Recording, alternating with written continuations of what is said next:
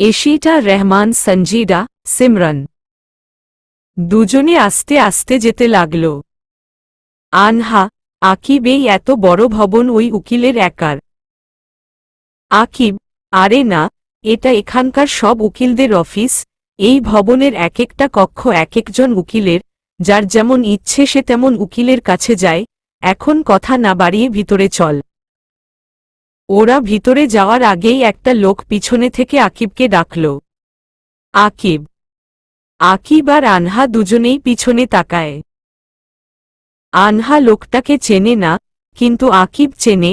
লোকটাকে দেখে আকিব ভয়ে চুপসে যায়, আমতা আমতা করতে থাকল। আকিব ঘামতে শুরু করে। আনহা আকিবের ভয়ের কারণটা বুঝতে পারল না। লোকটা ওদের কাছে এলো। আকিব, তুমি তা এখানে কেন এসেছ? কোনো সমস্যা? তুমি তো আকিবের ওয়াইফ, তাই না? আনহার দিকে তাকিয়ে।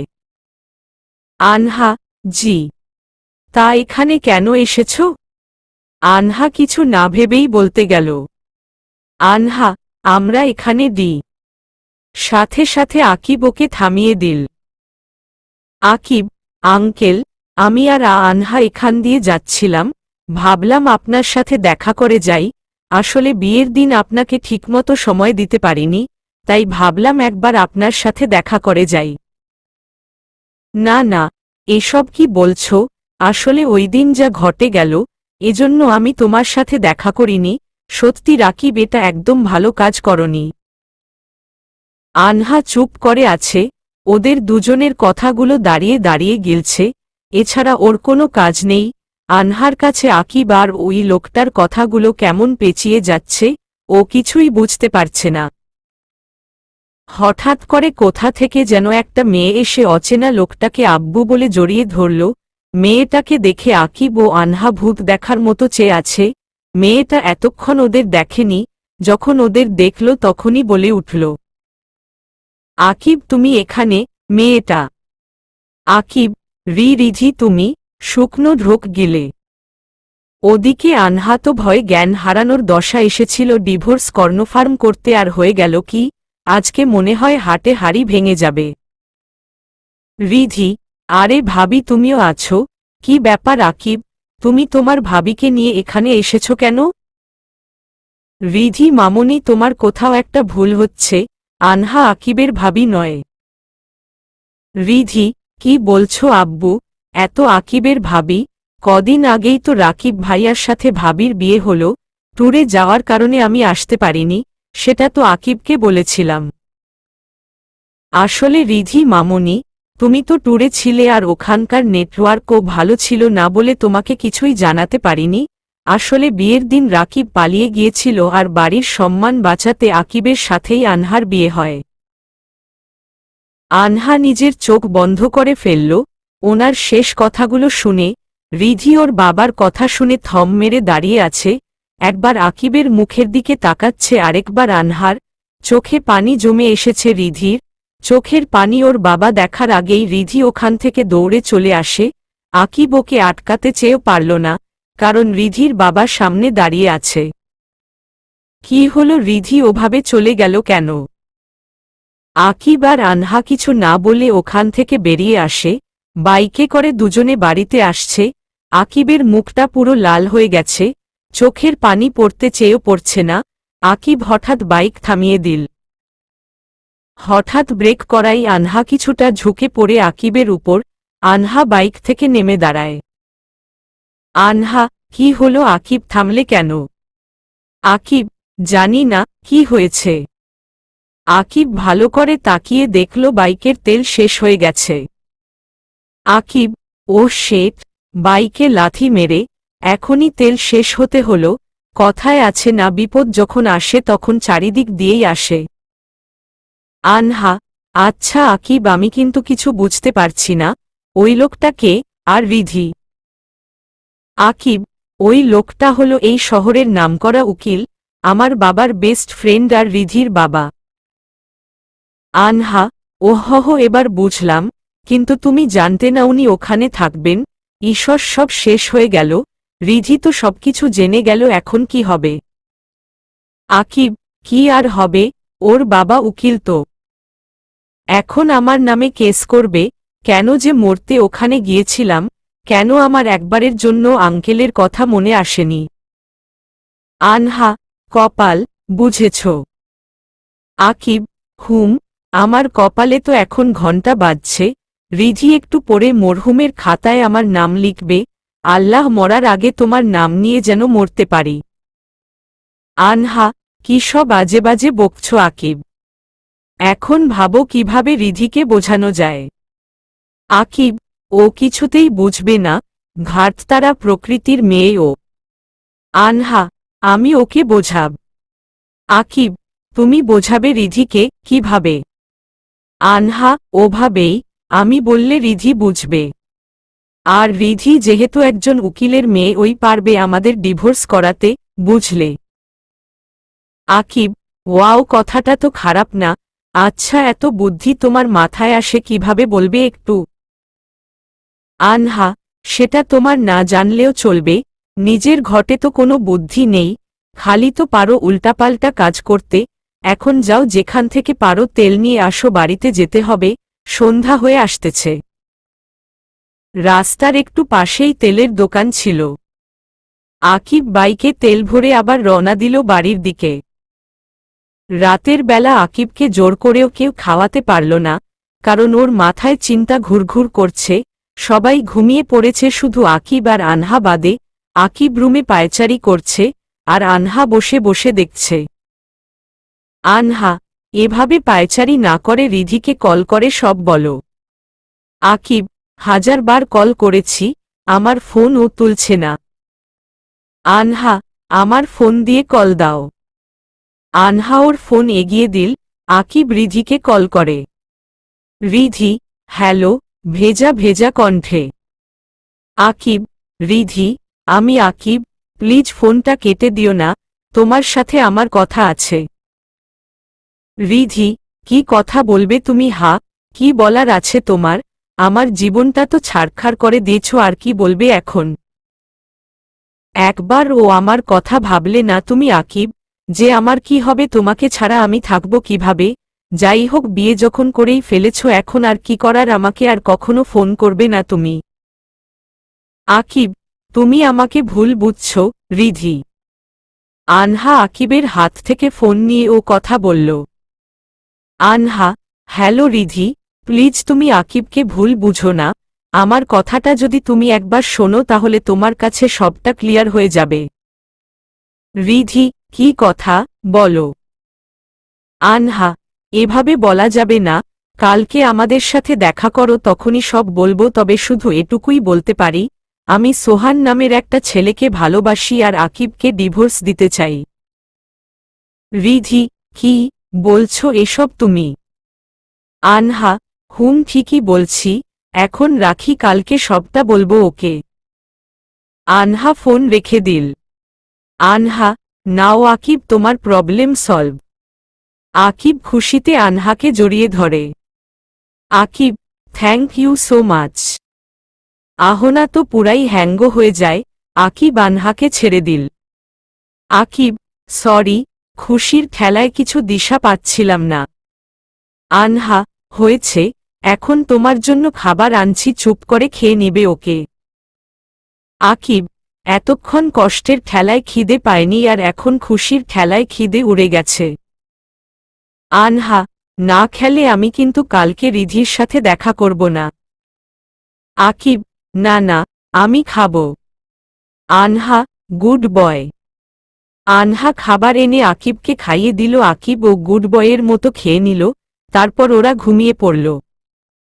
পরের দিন সকালে আনহার চিৎকারে আকিবের ঘুম ভেঙে যায়।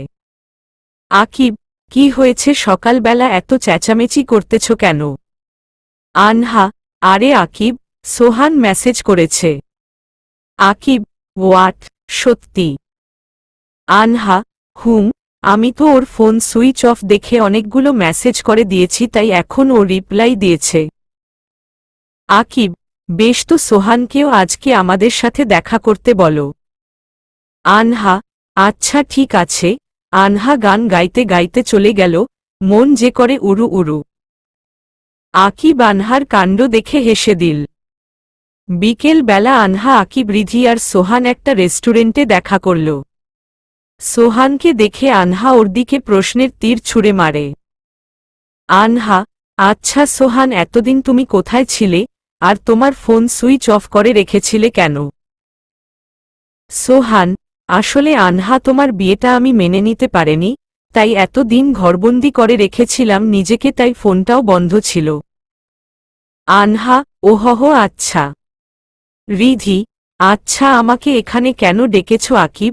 তাড়াতাড়ি বলো, আমার কাজ আছে, আমাকে যেতে হবে। আকিব কিছু বলতে গেলে আনহা ওকে থামিয়ে দিল। আনহা: আজকে আমি বলবো। আকিব: তুমি থামো। আসলে রিধি আর সোহানকেও বলছি, তোমরা তো জানো আমাদের বিয়েটা ঠিক কিভাবে হয়েছে, কিন্তু আমরা কেউ এই বিয়েটা মানি না, তাই কালকে ডিভোর্সের ব্যাপারে উকিলের সাথে দেখা করতে যাই, কিন্তু ওখানে রিধির বাবার সাথে দেখা হয়ে সব নষ্ট হয়ে যায়। কিন্তু বিশ্বাস কর, আমি শুধু সোহানকেই ভালোবাসি, আর আকিবও তোমাকে ভালোবাসে। রিধি, প্লিজ তুমি আকিবকে ভুল বুঝো না। রিধি: বুঝলাম, কিন্তু তোমরা ডিভোর্স একটু তাড়াতাড়ি দাও, আমি আর এসব মেনে নিতে পারছি না। আনহা: এ ব্যাপারে তোমাকে আমাদের হেল্প করতে হবে। রিধি: কিভাবে? আনহা: তোমার বাবা তো উকিল, তাই তুমি এসব সম্পর্কে ভালো জানো। যেভাবেই হোক তুমি ডিভোর্স পেপার রেডি করো, কিন্তু তোমার বাবা যেন না জানে, তাহলে উনি সবকিছু আকিবের বাবাকে বলে দিবে। রিধি: ওহ, এই ব্যাপার, এটা করতে আমার জাস্ট 2 দিন সময় লাগবে।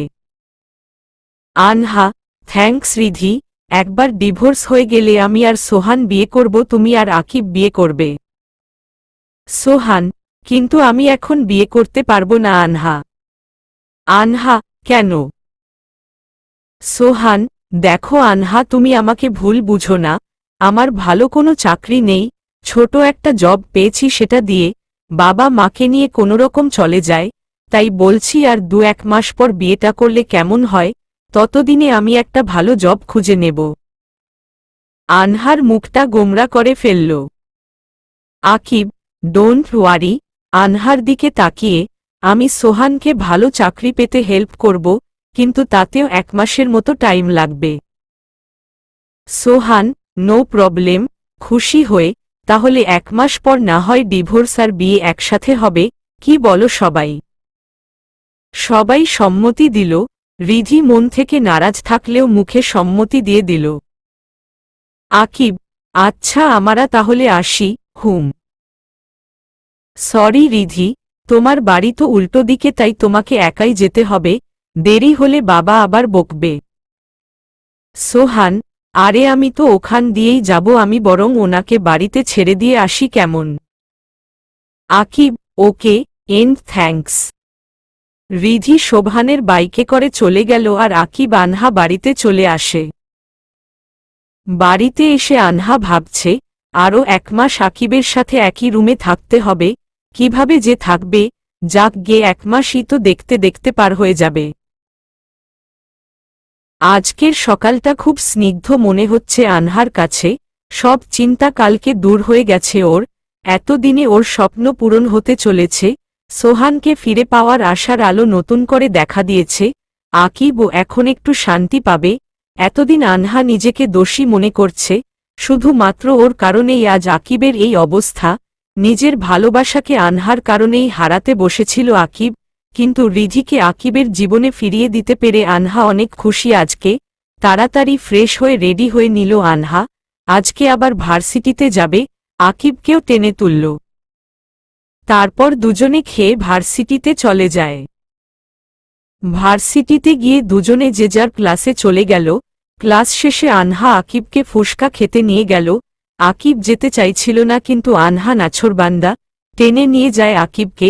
রাস্তার পাশের দোকানে ফুসকার অর্ডার দিয়ে দাঁড়িয়ে আছে ওরা। আকিব: আচ্ছা ভা ধ্যাতো আনহা, এখানে দাঁড়িয়ে ফুচকা খাওয়ার মানে কি আমরা কোনো রেস্টুরেন্টে যেতে পারি? আনহা: এখানে দাঁড়িয়ে খাওয়া আর রেস্টুরেন্টে খাওয়া এক নয়, আকাশ পাতাল তফাত, বুঝেছ? ও তোমাকে তো বোঝালেও বুঝবে না। আকিব: কি আমি বুঝি না? আনহা: হুম, এখন কথা বলো না তো, এই তো ফুচকা এসে গেছে। আনহা এক প্লেট আকিবের হাতে ধরিয়ে দিল। আকিব, আমি এসব অখাদ্য খাব না। আনহা, না খেলে প্লেটটা হাতে নিয়ে দাঁড়িয়ে থাকো, আমার প্লেট শেষ করে তারপর ওই প্লেটও খাব। আকিব, আয় হায়, কার পাল্লায় পড়লাম রে বাবা, গালে হাত দিয়ে। আকিব দাঁড়িয়ে দাঁড়িয়ে আনহার ফুচকা খাওয়া দেখতেছে, টক পানিতে ফুচকা ডুবিয়ে মুখে দিয়ে চোখ দুটো বন্ধ করে ফেলে আবার চোখ খুলে, খাওয়ার স্টাইলটাও অবাক করা, গালে হালকা টোল পড়ে যখন আনহা ফুচকা খায়, আকিব অবাক দৃষ্টিতে আনহার ফুচকা খাওয়া দেখতেছে, ফুচকা খেতে খেতে আনহার চোখ দিয়ে পানি পড়তাছে, ঝালে, তবুও আনহা খেয়েই যাচ্ছে, এটাই হলো ফুচকা খাওয়ার মজা। আকিব, এসব তুমি খাচ্ছ কিভাবে? আনহা, তুমি একটা খেয়ে দেখো, মজা পাবা। আকিব, নো। আনহা, আরে একটা খাও। বলতে বলতে আনহা জোর করে একটা ফুচকা আকিবের গালে পুরে দিল, একটা ফুচকা খেয়েই আকিবের অবস্থা নাজেহাল, ঝালে ওর ঠোঁট দুটো লাল হয়ে গেছে, আনহা আকিবের অবস্থা দেখে হাসতে লাগল। আকিব, আমি ঝালে মরছি আর তুমি হাসতেছ, হুম, প্লিজ কিছু একটা করো, আমি মরে গেলাম ঝালে। আনহা আশেপাশে তাকিয়ে কিছু দেখতে পেল না, হঠাৎ ওর চোখ গেল রাস্তার পাশে একটা লোক মিষ্টি পান বিক্রি করতেছে, ওখান থেকে একটা পান এনে আকিবের মুখে দেয়। আকিব মিষ্টি পেয়ে চিবোতে থাকে। আনহা, ঝাল কমেছে। আকিব মাথা নাড়িয়ে হ্যাঁ বলল, ইশারায় আনহাকে জিজ্ঞেস করল কি খাওয়ালো। আনহা, মিষ্টি পান। আকিব, ওয়াট, ওয়াকথু। মুখের ভিতরের থাকা পান ফেলে দিল। আনহি, আহা, ফেললে কেন? আকিব, আমার ঝাল লেগেছিল তাই বলে তুমি পান খাওয়াবে আমাকে?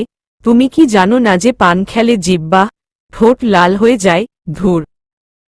আকিব ফোন বের করে ক্যামেরা অন করে নিজের ঠোঁট দেখতাছে। আকিব, দেখেছ, লাল হয়ে গেল আমার ঠোঁট।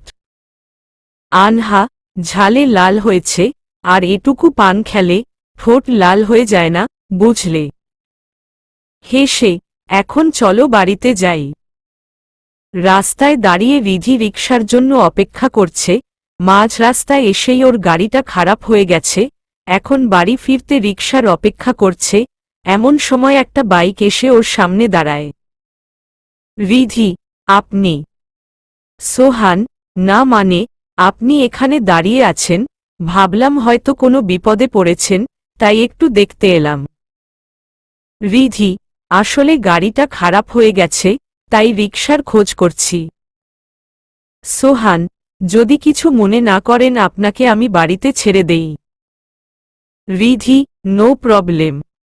রিধি সোহানের বাইকে উঠে বসে, সোহান বাইক স্টার্ট দিল। রিধি, আচ্ছা, ভাবি, ওপস সরি, আনহার সাথে আপনার কতদিনের রিলেশন? সোহান, 1 বছরের, আর আপনার?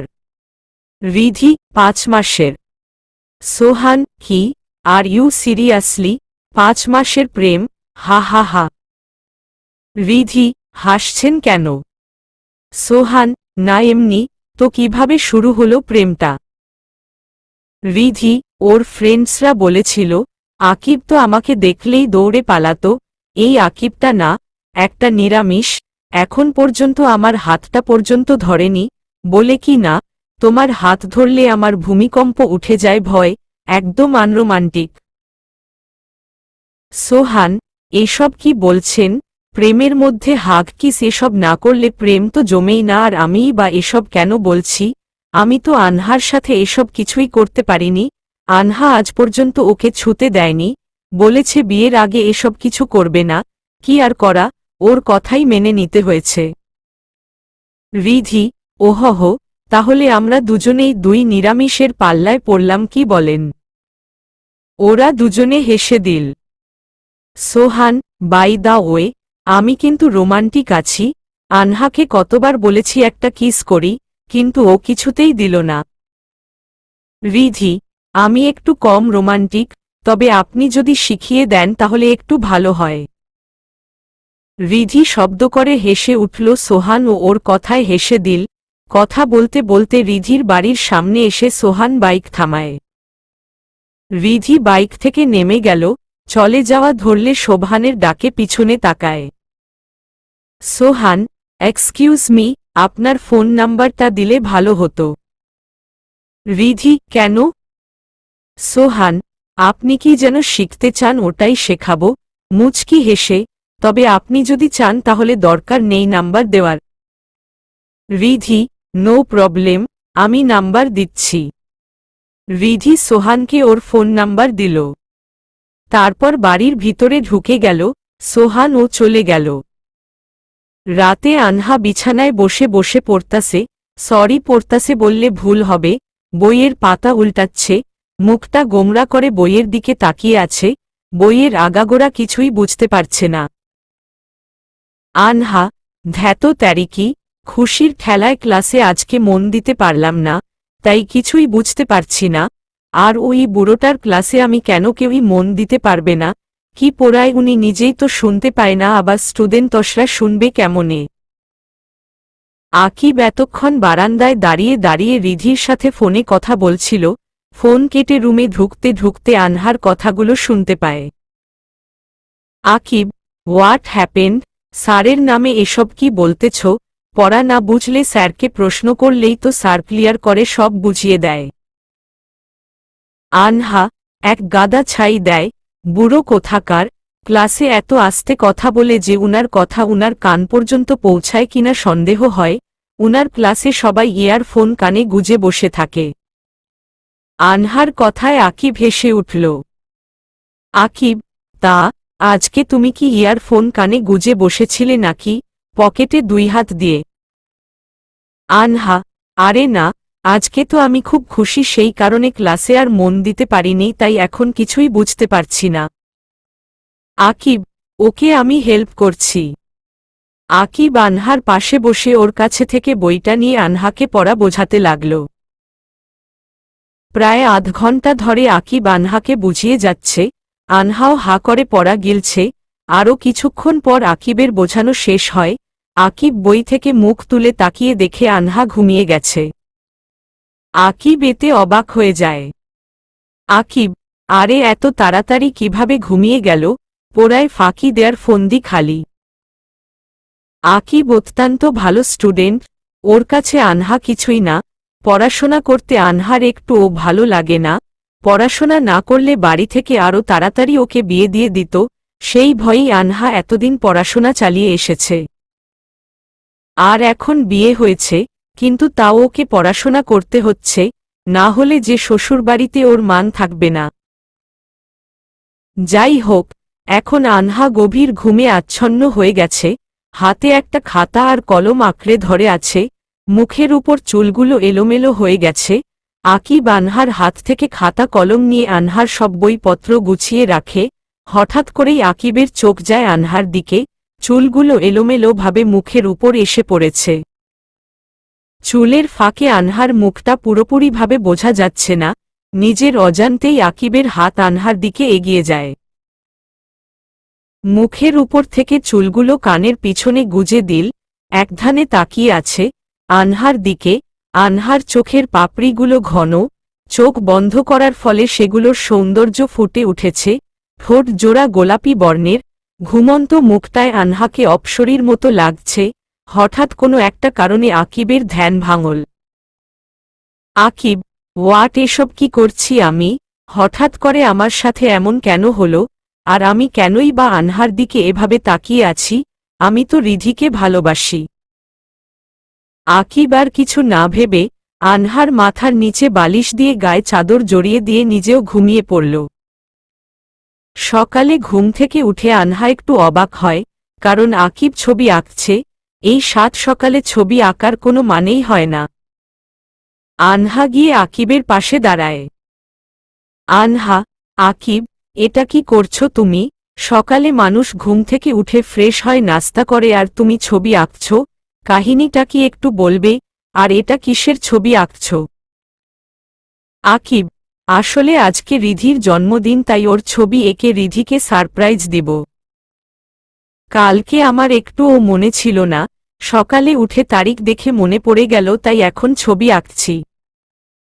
আনহা: ওকে, তাহলে আজকে বিকালে রিধি আমাদের ট্রিট দিবে, তাই তো? আকিব: না, আমি দিব। আনহা: ওহ, সেটাই তো, গার্লফ্রেন্ড বলে কথা, কদিন বাদে, আবার বিয়ে, ভালো ভালো, তাহলে আমরা বিকালে মিট করছি, রাইট? আকিব: হুম। আনহা: তাহলে আজকে আর ভার্সিটিতে যাব না। আকিব: বার্থডের সাথে ভার্সিটিতে না যাওয়ার কারণ কি হলো? আনহা: ও তুমি বুঝবে না। আনহা ওখান থেকে কেটে পড়ে ওয়াশরুমে গিয়ে আনন্দে লাফিয়ে উঠে যাক, ভার্সিটিতে না যাওয়ার একটা বাহানা পেয়ে গেল। বিকালে আনহা আর আকিব রিধি আসার আগেই রেস্টুরেন্টে চলে যায়, তারপর কেক আর ক্যান্ডেল সাজায়। আকিব রিধির জন্য একতোড়া লাল গোলাপ এনেছে। সবকিছু ঠিকঠাক করে আকিব রিধিকে কল করে, রিধি বলে ও নাকি এসে গেছে। আকিব ও ফোন কেটে দিল। রিধিকে আসতে দেখে আকিব আর আনহা অবাক হয়ে যায়, কারণ রিধি একা না, ওর সাথে সোহান ও আছে।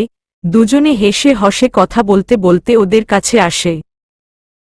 আনহার কাছে একটা খটকা লাগে, রিধি কেন সোবহানের সাথে ছোটখাট একটা গিফটু লেগে যায় আনহার মাথায়। আনহা: সোহান তুমি? রিধি: আসলে আমি ওনাকে ইনভাইট করেছি।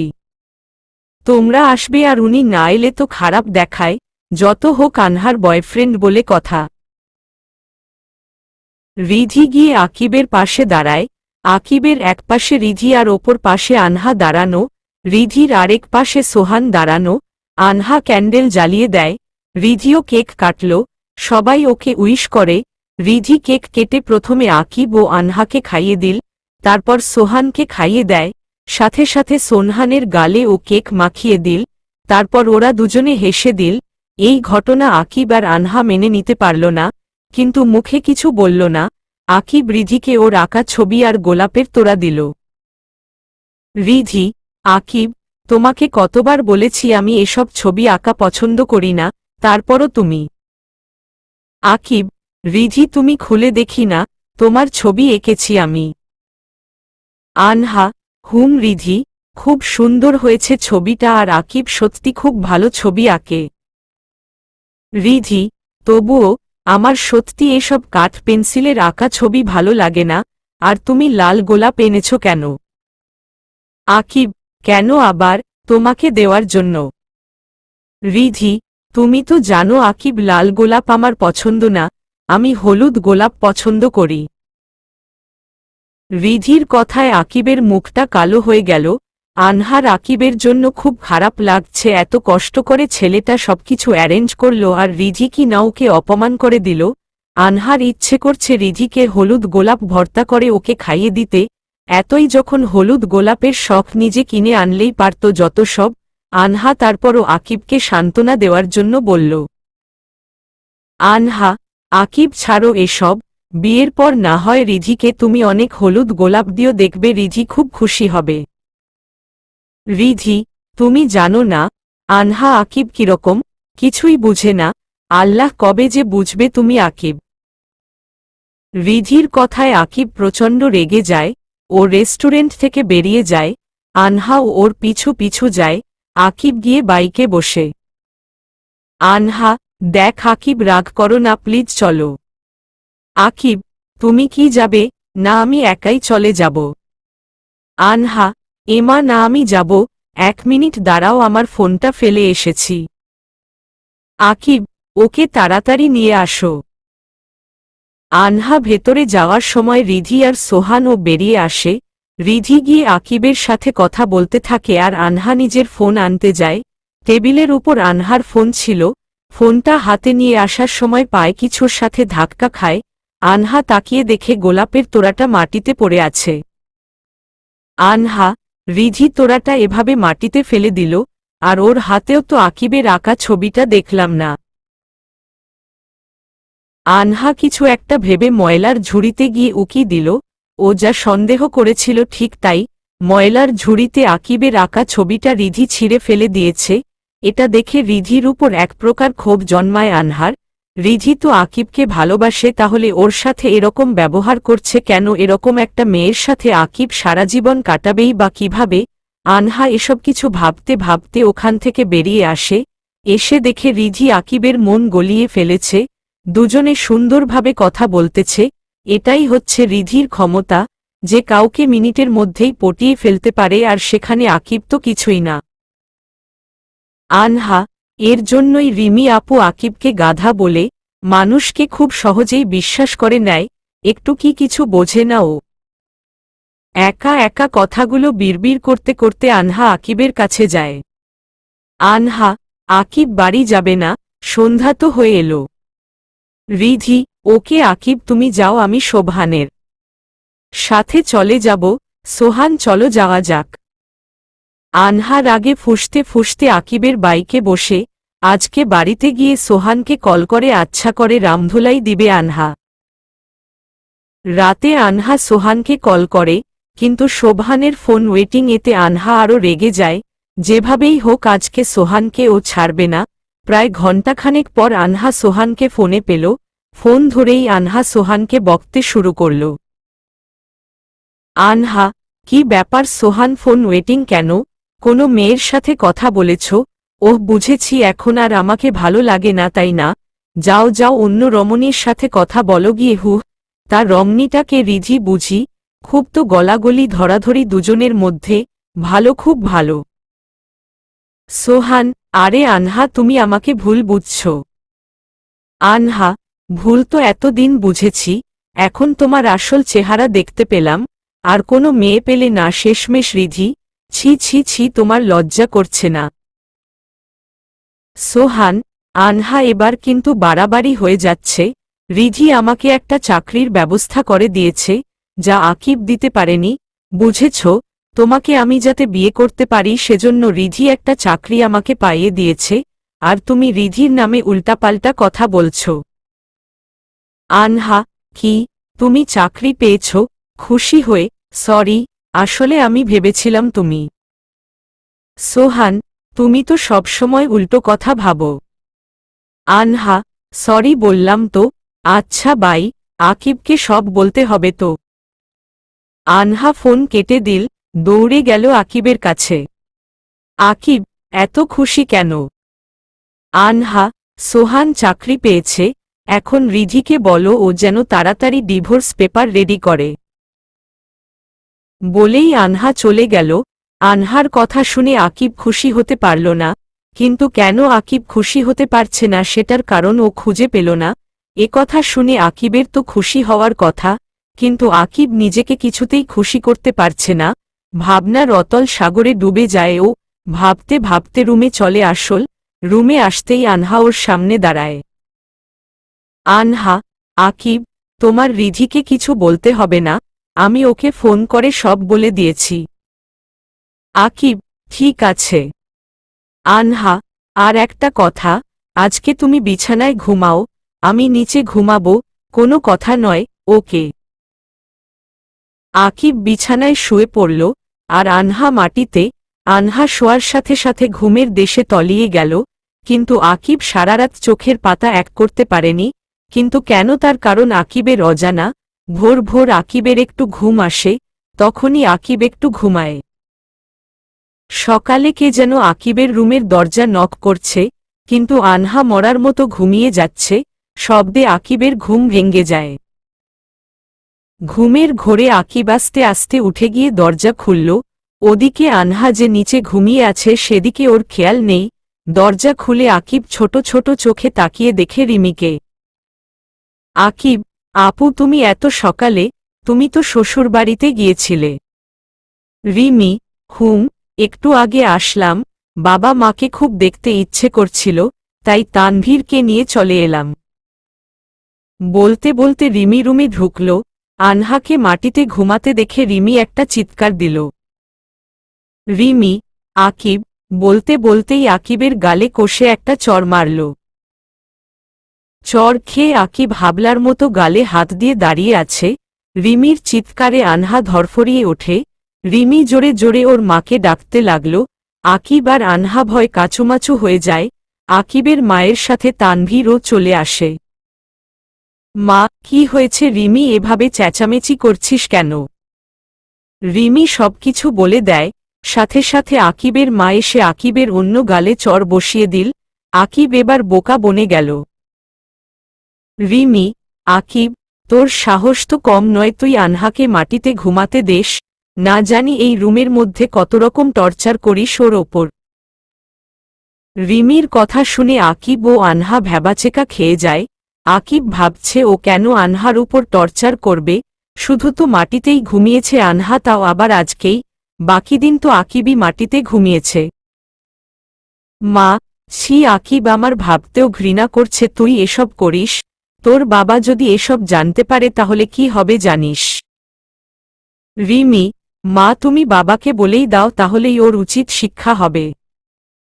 তানভীর, না রিমি, এসব বাবাকে বললে ঝামেলা বাড়বে। রিমি, ঝামেলা আর কমল কোথায়, সব ঝামেলার ঘরদুয়ার হলো এই আকিব, তাই ওর একটা শিক্ষা হওয়া উচিত। তলে তলে কত কিছুই করে ফেলেছে। 1 মিনিট, আকিব, তলে তলে ডিভোর্সের ব্যবস্থা করিসনি তো? এ কথা শুনে আনহা আর আকিব আরও ভয় পেয়ে যায়। দুজনের গলা শুকিয়ে গেল। সামান্য কারণেই আকিবের গালে 2টা থাপ্পড় পড়েছে, আর ডিভোর্সের কথা জানতে পারলে ওকে ক্রস ফায়ার করে দিবে। রিমি, আকিবকে দিয়ে বিশ্বাস নেই, ও এটা করতেই পারে, সত্যি করে বল আকিব। আকিব কিছু বলছে না, গালে হাত দিয়ে চুপ করে দাঁড়িয়ে আছে।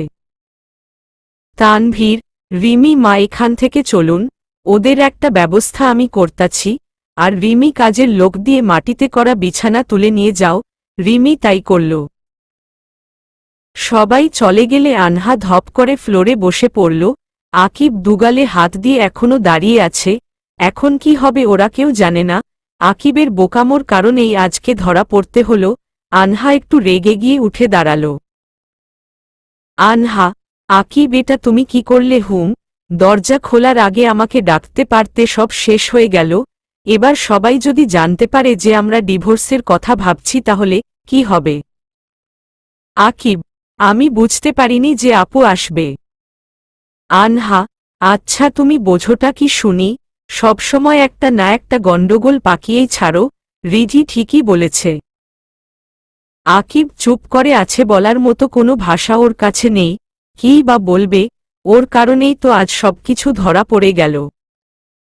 আকিব আর আনহাকে আজ ভার্সিটিতে যেতে দিল না রিমি আর তানভীর। বিকেলে রিমি আর তানভীর আকিবের রুমে যায়। রিমি, আকিব, এই নে, একটা খাম এগিয়ে দিয়ে। আকিব, কি আছে এতে? রিমি, প্লেনের টিকিট। আকিব, তো এটা দিয়ে আমি কি করব? রিমি, কি করবি মানে, গাধা, বুঝোস না? তানভীর, রিমি আবার শুরু করলে। আকিব, আমি বলছি, এতে প্লেনের টিকিট আছে। তুমি আর আনহা প্লেনে করে চট্টগ্রাম যাবে, ওখান থেকে সোজা নীলাচল, মানে সাজেক ভ্যালি, বুঝেছ? আকিব প্লাস আনহা, কি? রিমি, আগে হ্যাঁ, আর ওখানে গিয়ে যদি দুজনে উল্টাপাল্টা কিছু করেছ তাহলে কিন্তু। তানভীর, আরে ওরা কিছু করতে পারবে না। রিমি, মানে?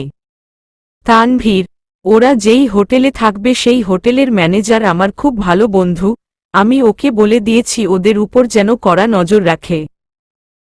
রিমি, গুড, এই জন্যই তোমাকে আমি এত ভালোবাসি, love you. Tanvir, love you too. Rimi, দেখছিস কিভাবে ভালোবাসতে হয়। আকিবের দিকে তাকিয়ে, কালকে বিকেলে ফ্লাইট, সবকিছু গুছিয়ে নে তোরা। রিমি আর তানভীর চলে যায়। আকিব আর আনহা বাড়িতে থাকলে দুজনের প্রতি কোনো ফিলিংস হবে না, এটা তানভীর বুঝতে পারে, তাই ওদের দুজনকে বেড়াতে পাঠানোর প্ল্যান করেছে। আর দেশের বাইরে পাঠালে ওদের ওপর নজর রাখতে পারবে না, তাই সাজেক ভ্যালি ও সিলেক্ট করেছে। আর কোনো উপায় না পেয়ে দুজনে সবকিছু গুছিয়ে নেয় সাজেক ভ্যালি যাওয়ার জন্য। পরের দিন সকালে আনহা আর আকিব আবার আগের মতো উল্টোভাবে বিছানায় শুয়ে আছে। এবারও আকিব আনহার পা জড়িয়ে ধরেছে ঘুমের ঘোরে। আনহা, দেখো কাণ্ড, আবার আমার পা ধরে ঘুমিয়েছে, ইচ্ছে করছে লাথি মেরে খাট থেকে ফেলে দেই। শালা উগান্ডার বাসিন্দা। সব কিছু রসাতলে পাঠিয়ে এখন মরার মতো ঘুমাচ্ছে। মুখটা তো মাশাল্লাহ, ইনোসেন্ট মার্কা, এত বড় হয়েছে বুদ্ধি এখনো হাঁটুর উপর ওঠেনি। আনহা এক ঝটকায় আকিবের থেকে নিজেকে ছাড়িয়ে নিয়ে ওয়াশরুমে চলে গেল। ফ্রেশ হয়ে এসেই সোহানকে কল করে সব বলে দেয়, আর রিধিকেও সব জানায়। ওদিকে আকিব তো ঘুমিয়েই যাচ্ছে। আনহা গিয়ে আকিবকে ধাক্কা মারে।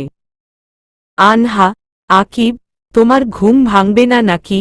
ঘুমাতে ঘুমাতে কি শহীদ হয়ে যাবে? ঘুমানোর জন্য তো তোমাকে নোবেল দেওয়া উচিত। অনেক ডাকাডাকির পর আকিব মোচড়াতে মোচড়াতে ওঠে। আকিব, উফফহ দিলে তো আমার স্বপ্নের 14টা বাজিয়ে, কি সুন্দর একটা স্বপ্ন দেখছিলাম। আনহা, তার স্বপ্নে কি দেখেছিলে? সাজেক ভ্যালি, তুমি আর রিধি হানিমুনে গিয়েছিলে। আকিব, এমা তা না। আনহা, আমার স্বপ্নের ব্যান্ড বাজিয়ে এখন স্বপ্ন দেখা হচ্ছে। শোন, আমি সোহান আর রিধিকে সবটা বলেছি। রিধি প্ল্যান করেছে ওরাও আমাদের সাথে যাবে, তবে আজকে যেতে পারবে না। আজকে নাকি সব টিকিট বুক হয়ে গেছে, ওদের যেতে কাল রাত হবে। আকিব, ওরা গেলে যদি আবার কোনো ঝামেলা হয়? আনহা, তোমার মতো বড় ঝামেলা ঘাড়ে থাকতে ওসব ছোট ঝামেলায় কিছু হবে না, বুঝলে? এখন যাও, তাড়াতাড়ি ফ্রেশ হয়ে নাও। আনহা রুমে থেকে বের হয়ে যায়। আনহার কথায় আকিব কিছুক্ষণ থম মেরে বসে থেকে ওয়াশরুমে চলে গেল। দুপুরে খেয়েই আকিব আর আনহা রেডি হয়ে নিচে আসে, সবার থেকে বিদায় নিতে। রিমি, শোন আকিব, এবার একটু ভালো হ, না হলে তোর কপালে দুঃখ আছে। তানভীর, আকিব, পৌঁছে একটা কল করে দিও, আর ওখানে তোমাদের কোনো সমস্যা হবে না। কটেজের ম্যানেজার আমার খুব ভালো বন্ধু, আমি ওকে সব বুঝিয়ে দিয়েছি। বাবা মায়ের সাথে কথা বলে আকিব আর আনহা বেরিয়ে পড়ল। তানভীর, রোমান্টিক জায়গায় গিয়ে এবার যদি শালা বাবু একটু রোমান্টিক হয়। রিমি, ছাই হবে, দেখবে ওই গাধা মানুষ হতে পারবে না। তানভীর, আমার তা মনে হচ্ছে না। রিমি, এখন চলো রুমে।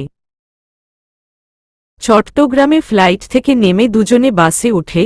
রাতের রাস্তাটা কেমন থমথমে, বাইরের কিছুই ভালোভাবে দেখা যায় না। অনেকক্ষণ পর রাস্তার পাশে দু একটা দোকান দেখা যায়। আনহা জানালা দিয়ে মাথা বের করে দিয়ে বাতাস অনুভব করছে। বাতাস আনহার চুলগুলো এলোমেলো করে দিচ্ছে। আনহা মাথার কাটা খুলে চুলগুলো ছেড়ে দিল। আকিব বাসের সিটে হেলান দিয়ে ঘুমিয়ে আছে। আনহার খোলা চুল ঘুমন্ত আকিবের মুখের উপর পড়ছে, আর আকিব সেই কারণে বারবার নড়ে উঠছে। আনহা সেটা খেয়াল করল, হাত দিয়ে চুলগুলো একপাশে টেনে আনল। সাজেক ভ্যালি পৌঁছাতে অনেক রাত হয়ে যায় ওদের। সাজেকের বেস্ট রিসোর্টে ওদের জন্য আগে থেকেই তানভীর রুম বুক করে রেখেছে। ম্যানেজারের সাথে কথা বলে ওরা রুমে যায়। দুজনেই খুব টায়ার্ড। ফ্রেশ হয়ে দুজনেই ঘুমিয়ে পড়ল। আজকে আকিব ও আনহা একসাথে ঘুমিয়েছে, তবে উল্টোভাবে না। অনেক ক্লান্ত থাকার কারণে ওরা এভাবেই ঘুমিয়ে পড়েছে। সকালে মিষ্টি আলো চোখের উপর পড়তেই আনহার ঘুম ভাঙ্গে। আনহা আস্তে আস্তে গিয়ে বারান্দার কাচের দরজাটা খুলে বারান্দায় গিয়ে দাঁড়াল। চোখ মেলে চারিদিকে তাকিয়ে আনহা পুরো অবাক। অসম্ভব সুন্দর লাগছে চারিদিক। কটেজটাও অসম্ভব সুন্দর। রাতের বেলায় আনহা এসব কিছুই খেয়াল করনি, খুব ক্লান্ত ছিল তাই আশেপাশে ভালো করে তাকায়নি। হালকা কুয়াশার মাঝে আকাশে সূর্য উকি দিয়েছে। পাখির কিচিরমিচির শব্দ হচ্ছে। ভোরের এই সময়টাতেই পাখির ডাক স্পষ্ট শোনা যায়, কারণ এ সময় সবকিছু স্তব্ধ থাকে। সবাই ঘুমিয়ে থাকার কারণে কোলাহল থাকে না, তাই এই সময়টাতে পাখির কিচিরমিচির ডাকগুলো শোনা যায়। আনহা দাঁড়িয়ে দাঁড়িয়ে প্রাকৃতিক সৌন্দর্য উপভোগ করছে। সাজেকের সূর্যোদয়ের কোনো তুলনা হয় না। আনহার হঠাৎ করেই আকিবের কথা মনে পড়ল। দৌড়ে রুমে গিয়ে আকিবকে টেনে তুলল। টানতে টানতে আকিবকে বারান্দায় নিয়ে গেল। আকিব, উফফ, সাত সকালে হলো টাকি, একটু ঘুমাতে দেবে না? হাত দিয়ে চোখ ডলতে ডলতে, এমনিতেই অনেক রাতে ঘুমিয়েছি। আনহা, আরে বুদ্ধু, তোমাকে সূর্যোদয় দেখাতে নিয়ে এলাম, দেখো কি সুন্দর দেখা যাচ্ছে। আকিব তাকিয়ে দেখে সত্যি অসম্ভব সুন্দর লাগছে। Akib, wow, mind blowing. Anha, একটা থ্যাঙ্কস তো দিতে পারো আমাকে, তোমাকে এখানে আনার জন্য। আকিব, ওহহ, থ্যাঙ্কস। আনহা, না, আমার তোমাকে থ্যাঙ্কস জানানো উচিত। আকিব, কেন? আনহা, কারণ তোমার একটা ভুলের জন্য আমি এখানে আসতে পারলাম। কখনোই সাজেক আসিনি, তবে মানুষের মুখে বর্ণনা শুনেছি তার থেকে আরও সুন্দর এই সাজেক, তাই তোমাকে থ্যাঙ্কস জানাতে চাই। থ্যাংক ইউ সোনামনি কাওয়া। আকিবের গাল দুই হাত দিয়ে হালকা টেনে। আকিব, সোনামনি কাওয়া। এই ডায়লগও কই থেকে শিখছো? আনহা, আমার ফুপির থেকে। ফুপি সবসময় এই ডায়লগও দেয়, সেই থেকেই শিখেছি। আকিব, যেমন তোমার ফুপি তেমন তুমি। বাপরে, আমাকে পাগল করে ছাড়বে। আকিবের কথায় আনহা হেসে দিল, তারপর দুজনে রুমে এসে ফ্রেশ হয়ে নিল। একটু পরেই ম্যানেজার আসলো, কারণ তানভীর সব দায়িত্ব ওর বন্ধুর হাতে দিয়েছে, পালন তো করতেই হবে। ম্যানেজার, আপনি তো আকিব তানভীরের শালা, তাই তো? আকিব, জি হ্যাঁ। ম্যানেজার, আপনাদের খাবার আমার লোকেরা রুমেই দিয়ে যাবে টাইম মতো।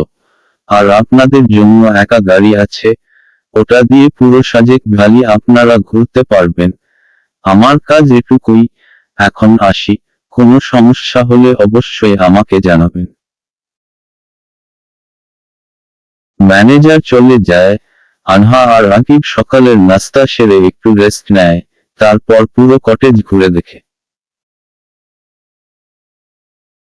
দুপুরে ওরা জুমের ভাত, পাহাড়ি মুরগির মাংস আর 2-3 রকমের ভর্তা দিয়ে লাঞ্চ করে রেস্ট নিয়ে বিকেলে ঘুরতে বের হয়, কারণ রিনি ওদের ফোন করে ওদের ঘোরাঘুরি ছবি পাঠাতে বলেছে। না পাঠালে না জানি এখানে এসেই আকিবের গাল দুটো আবার লাল নীল সবুজ করে দেয়। বিকেলে আনহা আর আকিব হ্যালিপ্যাড ঘুরতে যায়, ওখান থেকে স্টোন গার্ডেন যায়। আনহা তো ভীষণ খুশি, এত সুন্দর জায়গা, উফ, খুশিটা যেন আটকাতেই পারছে না। আনহা আকিবের হাতে নিজের ফোন ধরিয়ে দেয় আর ছবি তুলতে বলল। আকিব বাধ্য হয়ে ছবি তুলছে। আনহা একটা নীল রঙের শাড়ি, ম্যাচিং ব্লাউজ, হাতে নীল চুড়ি, ম্যাচিং জুয়েলারি, মাথায় খোপা করেছে। প্রাকৃতিক সৌন্দর্যের সাথে আনহার সৌন্দর্যও মিলে গেছে। আনহা এক এক পোজ নিয়ে ছবি তুলছে, আর আকিব সেটা মানতে বাধ্য হচ্ছে। আনহা, দেখি আকিব, কি ছবি তুলেছ? ছবি যদি ভালো না হয় তাহলে তোমার খবর আছে। বলতে বলতে আকিবের হাত থেকে আনহা ফোনটা নিয়ে ছবি দেখতে থাকে। আকিব, এখন এই ছবিগুলো আপুকে পাঠাও। আনহা, কিন্তু তোমার ছবি তো নেই, এতে তোমার আপু আরো রেগে যাবে। আসো দুজনে কয়েকটা সেলফি নেই। আকিব, ওকে। কয়েকটা সেলফির নাম করে অন্তত 100টার বেশি ছবি তুলে ফেলেছে আনহা। আকিব বেচারা হয়রান হয়ে গেছে, মেয়েরা যে এত ছবি তুলতে পারে সেটা ওর জানা ছিল না। হ্যালিপ্যাড, স্টোন গার্ডেন আর আশেপাশের জায়গা ঘুরতে ঘুরতে রাত 7টা বেজে গেল। আকিব, আনহা, রাত হয়ে গেছে, এবার চলো কটেজে ফিরে যাই। আনহা, না, যাব না, আজ সারা রাত ঘুরবো। আকিব, ওর আরে ইউ। আনহা, হ্যালিপ্যাডে ঘোরার সময় কতগুলো ছেলে মেয়ে বলাবলি করছিল ওরা নাকি রুলুইপাড়া যাবে। আকিব, তো ওরা গেলে যে আমাদের যেতে হবে এটার তো কোনো মানেই হয় না। আনহা, আরে শোন না, ওরা এটাও বলছিল আজকে নাকি পূর্ণিমা, চাঁদ উঠেছে দেখছো না? আর এই চাঁদের আলোয় রুইপাড়ার রাস্তায় ঘুরতে নাকি ভালো লাগবে, আর অনেক সুন্দর নাকি জায়গাটা। তাই আমরা আজকে যাব। আকিব, ইম্পসিবল, আমি যাব না, তুমি গেলে যেতে পার। আনহা, ওকে, আমি তাহলে রিমি আপুকে কল করে বলে দিচ্ছি। আকিব, কি বলবে? আনহা, তেমন কিছু না, বলবো আমি রুইপাড়া একাই যাব। আকিব, আল্লাহ মাটি ফাঁক করে দাও আমি ঢুকে যাই, নয়তো আমারে আকাশে উঠাইয়া নাও। আনহা, আপাতত আমার সাথে রুলুইপাড়া গেলেই হবে। আকিবের আর কিছু করার নেই, শেষমেশ আনহাকে নিয়ে চাঁদের গাড়িতে করে রওনা হয়। ম্যানেজারের দেওয়া গাড়ি আকিব আনেনি, কারণ হ্যালিপ্যাড স্টোন গার্ডেন কটেজের কাছাকাছি, কিন্তু আনহা যে রুইলুইপাড়ায় যাওয়ার বায়না করবে সেটা ও ভাবেনি। চাঁদের গাড়ি ছুটে চলছে, ওই গাড়িতে কিছু অন্য ছেলে মেয়েরাও আছে। ওদের মুখেই আনহা রুইলুইপাড়ার কথা শুনেছে, ওরা সম্ভবত কলেজের স্টুডেন্ট। ওদের কারো হাতে গিটার, ডিএসএলআর। ওরা গাড়িতে গান শুরু করে দিল। এই পথ যদি না শেষ হয় তবে কেমন হতো তুমি বলো তো? যদি পৃথিবীটা স্বপ্নের দেশ হয় তবে কেমন হতো তুমি বলো তো? আনহা আর আকিব ওদের গান শুনছে। গাড়িতে থাকা সবার চোখই আকিব আর আনহার দিকে। আকিব নেভি ব্লু কালারের একটা শার্ট পরা, শার্টের হাতা কনুই পর্যন্ত ভাঁজ করা, বুকের উপর সানগ্লাসটা ঝুলানো। একটা ছেলে বলে উঠল, হে ব্রো, আপনারা হাজবেন্ড ওয়াইফ? আরে গাধা দেখে বুঝিস না? এত বড় হয়েছিস এখনো সবকিছু বোঝার ক্ষমতা হয়নি? একটা মেয়ে বলল, দেখছিস না কেমন ম্যাচিং করে পোশাক পরা, দেখতেই তো বোঝা যাচ্ছে যে ওনারা হানিমুনে এসেছে। মেয়েটার কথায় আনহা আর আকিব একটু হেসে উঠল। আরে থামো তো, আমি বুঝেছি যে ওনারা হাজবেন্ড ওয়াইফ, কিন্তু তাও শিওর হয়ে নিলাম। ছেলেটা হয়েছে তোকে আর বুঝতে হবে না। বাই দা ওয়ে, আপু আপনাদের জুটিটা কিন্তু বেশ। এরকম জুটি খুঁজে পাওয়া কিন্তু খুব মুশকিল। একটা ছবি তুলতে পারি আপনাদের, অন্য একটা ছেলে। আনহা আর আকিব একে অপরের দিকে তাকাল। আরে এখন না, রুলুইপাড়া গিয়ে তারপর ওকে। সবাই আবার গান শুরু করল। আনহা একমনে বাইরে তাকিয়ে আছে। ঘণ্টাখানেকের মধ্যে ওরা রুলুইপাড়ায় পৌঁছে গেল। গাড়ির ছেলেমেয়েগুলো আকিব আর আনহাকে নিয়ে গেল। ওরা এখানে বারবিকিউ করবে, আর এখানেই ডিনার করবে। আনহাও রাজি হয়ে যায়। সবাই মিলে আড্ডা দেয়, আনহাও খুব এনজয় করছে। আকিব শুধু আনহার কাণ্ড দেখছে। রাত 11টায় সবাই ডিনার করে। আকিব চেয়েছিল কটেজে ফিরতে, কিন্তু ওই ছেলেমেয়েগুলো আসতে দিল না।